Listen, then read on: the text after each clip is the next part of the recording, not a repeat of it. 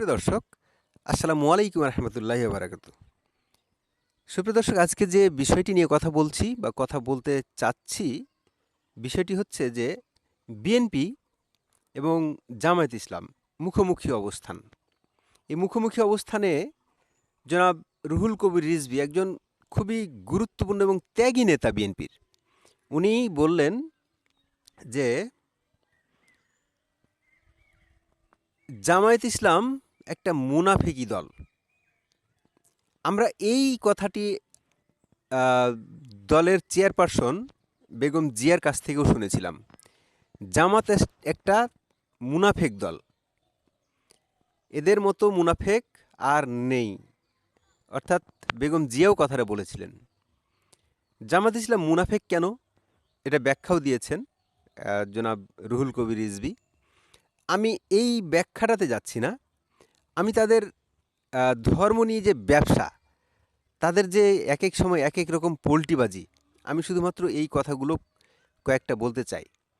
দেখেন, ৭১-এ তাদের যে ভূমিকা, আল বদর, আল শামস, শাহিন ফোর্স, রাজাকার বাহিনী, এই বাহিনীগুলো তৈরি করেছিল, বাংলাদেশের মানুষের সাথে গাদ্দারি করেছিল, মুক্তিযোদ্ধাদের মেরেছিল এবং ৭১-এ তাদের বিতর্কিত ইতিহাসের জন্য তারা আজও পর্যন্ত কোনো ক্ষমা তো দূরের কথা, আজ পর্যন্ত তারা এই দেশের জনগণের কাছে তারা দুঃখ প্রকাশ করেনি, বরং তারা রাজনীতি করে, তারা মনে করে ৭১-এর ভূমিকা তাদের গর্বিত ইতিহাস।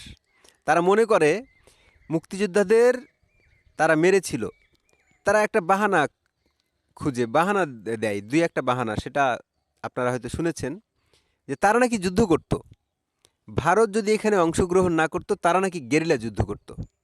এটাও কি হাস্যকর না? কয়েকদিন আগে জামাত আমির বললেন কি, যে দেশে মাত্র দুইটি দেশপ্রেমিক, অর্থাৎ একটা হলো জামায়াত ইসলাম আর একটা হচ্ছে সেনাবাহিনী, এছাড়া দেশে দেশপ্রেমিক আর নাই।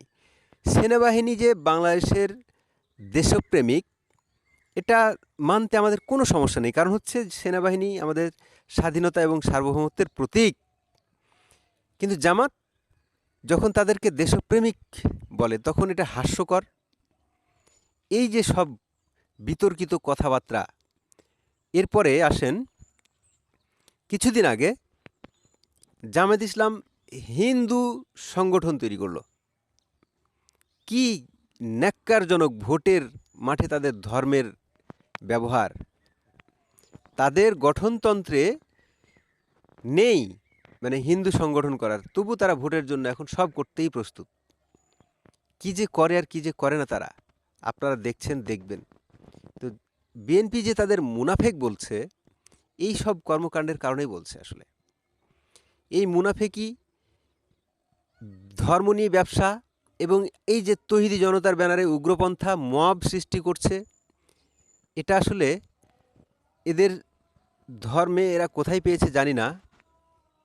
তবে বিএনপির যে মূল্যায়ন, বিএনপির যে তাদেরকে মুনাফেক হিসেবে চিহ্নিত করে, বাস্তবতা কতটুকু সত্য কতটুকু মিথ্যা আপনারা জানেন দর্শক। সম্মানিত দর্শক, আপনারা ভালো থাকবেন, সুস্থ থাকবেন। আমার মতামতের সাথে আপনাদের মতামতের ভিন্নতা থাকতেই পারে, আমি ভিন্ন মতাদর্শীদের আমি সম্মান করি। দর্শক, চ্যানেলটি নতুন, সাবস্ক্রাইব করে সাথে থাকবেন, পাশে থাকবেন। কথা হবে অন্য কোনো একটি ভিডিওতে, সেই প্রত্যাশায় ভালো থাকবেন, সুস্থ থাকবেন। আসসালামু আলাইকুম রহমতুল্লাহি ওয়া বারাকাতুহু।